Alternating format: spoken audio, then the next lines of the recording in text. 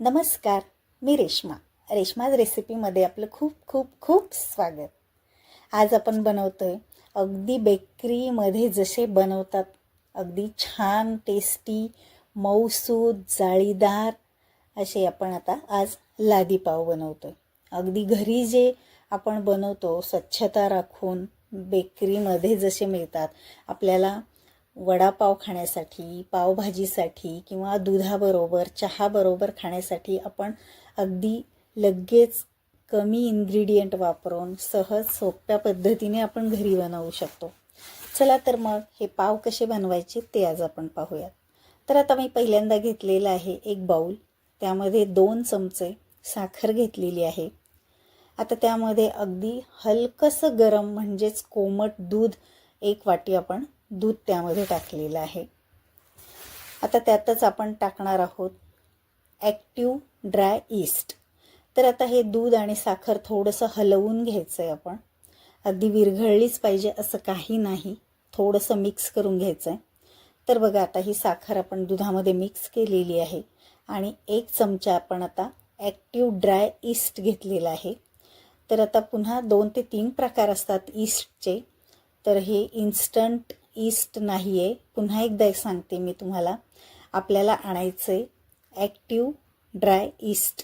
अगदी बारीक दाणेदार असे हे ईस्ट असतं. हे तर कोणत्याही किराणा दुकानामध्ये सहज हे मिळतं आहे.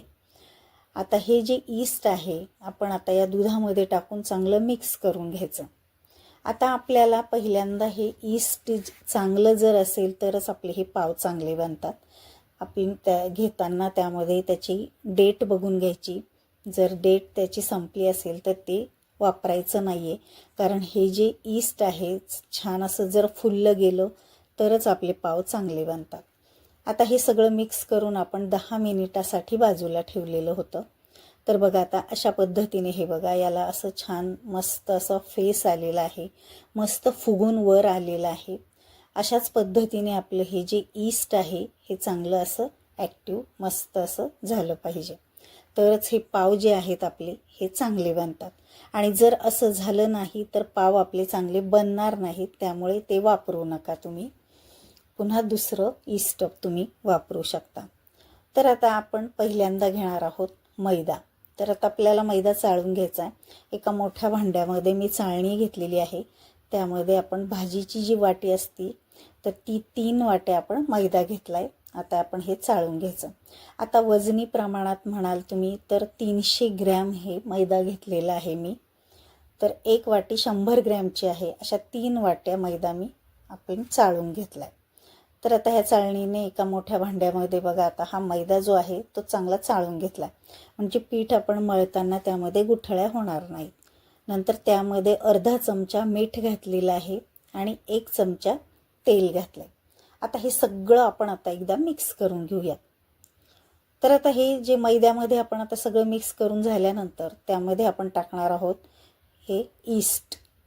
तर आता हे सगळं ईस्ट जे आहे आपण त्यामध्ये मिक्स करायचं. आता त्याच भांड्यामध्ये पुन्हा आपण थोडंसं कोमट दूध घ्यायचं आहे आणि भांडं विसळून आपण त्यामध्ये टाकायचं आहे. तर आता मी पहिल्यांदा घातलेलं आहे अर्धी वाटी कोमट दूध आपलं त्यामध्ये वसलेलं आहे. तर आता यामध्ये आपण आता एकदा सगळं जे मैदा आहे तो मिक्स करून घ्यायचा आहे आणि आता लागेल तसं आपण कोमट दूध घालून आपण हे पीठ चांगलं मळून घ्यायचं. तर आता बघा हलक्या हाताने हे चांगलं मळून घेते मी. आता हे जे पीठ आहे जास्त आपल्याला घट्टही मळायचं नाही किंवा जास्त पातळही मळायचं नाही. तर आता मी चांगलं मळून घेते. तर पूर्णतः बघा आता हे आपलं पीठ मळून झालेलं आहे. अशा पद्धतीने हे मळून घ्यायचं. तर तुम्ही यामध्ये पूर्ण दूधही वापरू शकता किंवा पूर्ण पाणीसुद्धा वापरू शकता किंवा निम्म दूध आणि निम्म पाणी असंही तुम्ही वापरू शकता. तर आता मी त्याच भांड्यामध्ये थोडंसं कोमट पाणी घेतलेलं आहे आणि त्यामध्ये थोडंसं पिठामध्ये टाकून पीठ अगदी आपलं स्मूथ असं मळून घेतलं आहे. तर पूर्ण मला 1 ते 1.25 वाटी पाणी आणि दूध लागलेलं आहे. तर आता हे जे पीठ आहे आपण आता एका परातीमध्ये काढून घेतलं आहे. आता यामध्ये आपण चांगलं मळून घेणार आहोत. तर तुम्हाला दोन्ही हाताने जर मळायचं असेल तर तुम्ही गॅसच्या किचन ओट्यावरती तुम्ही हे पीठ काढून चांगलं मळू शकता. तर मी एका परातीमध्ये हे पीठ काढून घेतलं आहे. पण आता मी हे चांगलं असं एका हाताने परात धरावी लागते, पण तरीही मी परातीतच मळते. तर एकसारखं जवळपास 6 ते 7 मिनिट असं आपल्याला हे पीठ चांगलं मळून घ्यायचं. तर तळ हाताच्या या भागाने चांगलं अगदी रगडून हे पीठ जेवढं तुम्ही जास्त चांगलं मळाल तेवढे पाव आपले स्मूथ आणि मस्त मऊ होतील, जाळीदार होतील. तर एकसारखं हे मळून घ्यायचं हे पीठ. तर पहिल्यांदा हे पीठ जे आहे आपल्या हाताला चिकटलं जातं किंवा थोडंसं पातळसर वाटतं, आणि नंतर जसजसं आपण एकसारखं मळत राहू तसतसं हे जे पीठ आहे आपल्या हाताला चिकटत नाही, तेव्हा हे पीठ आपलं चांगलं मळलं गेलं आहे असं समजायचं. तर एकसारखं हे पीठ मळताना मी अगदी 1 ते 2 चमचे मी तेल त्यामध्ये घातलेलं आहे, म्हणजेच मध्ये मध्ये. तर हे पीठ आपण असंच छान असं मळून घ्यायचं. तर बघा आता हाताला आता थोडंसं पीठ आपलं चिकटणं कमी झालं आहे, म्हणजेच आपलं हे पीठ आपलं चांगलं मळून तयार झालेलं आहे. हे बघा अगदी लोण्यासारखा गोळा तयार झाला आहे. तर त्यावरती आता मी थोडंसं तेल टाकलं आहे आणि हाताने आता वरून खाली ओढत स्मूथ वरून अगदी प्लेन करून घेऊन एका बाउलमध्ये आपण आता हे पीठ ठेवायचं आहे.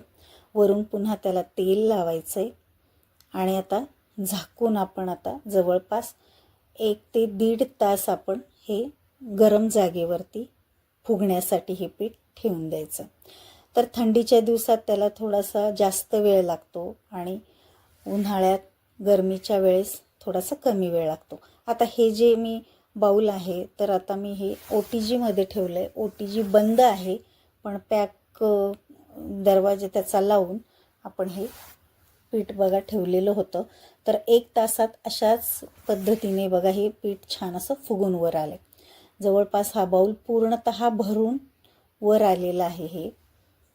तर मस्त असं आपलं हे पीठ फुगलेलं आहे.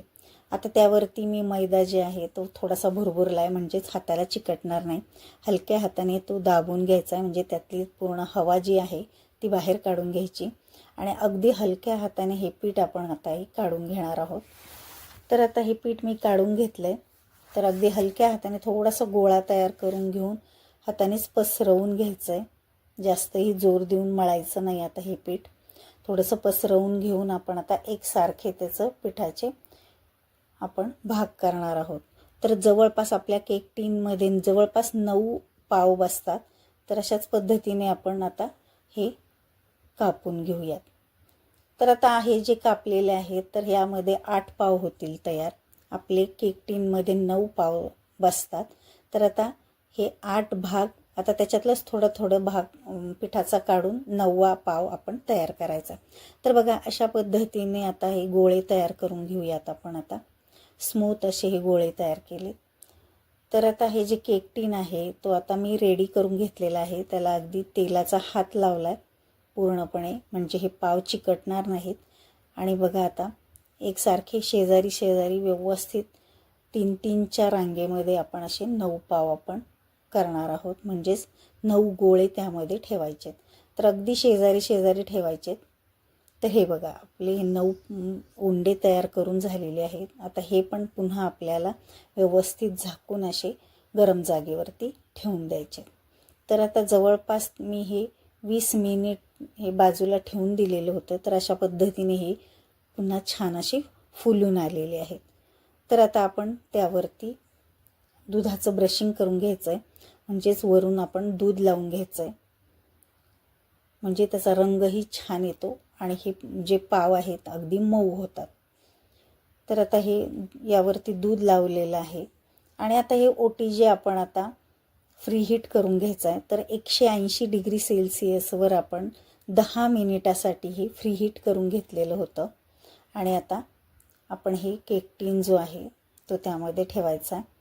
आता 180 डिग्री सेल्सिअसवर आपण आता 20 ते 22 मिनिट आपल्याला हे बेक करून घ्यायचं. तर जवळपास बघा 22 मिनिट झालेली आहेत. आपले हे जे पाव आहेत मस्त असे भाजले गेलेले आहेत. बघा असा रंग आल्यानंतर हे पाव भाजले समजायचं, कारण नंतर पण अजून थोडासा रंग डार्क होतो. आता हे बाहेर काढल्यानंतर आपण आता त्याला बटर किंवा साजूक तूप लावायचं आहे. तर आपण हे पहिल्यांदा काढल्या आपल्याला हे जरा थोडेसे कडक वाटतात, पण अजिबात घाबरण्याचं कारण नाही. आपण बटर लावल्यानंतर आपला किचनमध्ये जो स्वच्छ असं नॅपकिन जो आहे तो ओलसर करून आपण 10 ते 15 मिनिटासाठी त्यावरती झाकण ठेवायचं. तर आता बघा 10 ते 15 मिनिटानंतर हे पाव जे आहेत थंड झालेले आहेत. आता आपण त्यामधून बाहेर काढून घेऊयात. तर बघा सहज अगदी मस्त निघालेले आहेत हे लादी पाव. आणि ते जर निघाले नाही तर तुम्ही चाकूच्या साह्याने कडा सोडवून हे पाव त्यामधून बाहेर काढा. तर बघा अगदी मस्त असे आपले हे बेकरीसारखे पाव आपले तयार झालेले आहेत. तर तुम्ही बघू शकताय पहिला त्याचा रंग अगदी हलकासा झालेला होता, तर आता बघा थोडासा डार्क झालाय आणि मस्त जाळीदार तुम्ही बघू शकताय. अगदी सहज असे हे जाळीदार असे पाव जे आहेत मऊ असा आणि सहज तुटतोय. तर आपल्याला जर पावभाजीसाठी पाव करायचे असतील किंवा वडापावसाठी लागत असतील किंवा आपण दुधाबरोबर चहाबरोबर खाण्यासाठी सुद्धा आपल्याला पाव जर करायचे असतील तर सहज आपण घरी करू शकतो. अगदी त्याला जास्त इन्ग्रेडियंट लागत नाही आणि पद्धतसुद्धा अतिशय सोपी आहे. आपण बेकरीमधून जे आणतो तर ते कसे बनवलेले असतात, पण तसेच आपण घरी अगदी स्वच्छता राखून मस्त असे हे पाव टेस्टी घरी आपण बनवू शकतो. तर तुम्हाला हा व्हिडिओ कसा वाटला? आवडला असेल तर आपल्या चॅनलला लाईक, शेअर आणि सबस्क्राईब करायला मात्र विसरू नका. चला तर मग भेटूया पुढच्या व्हिडिओमध्ये.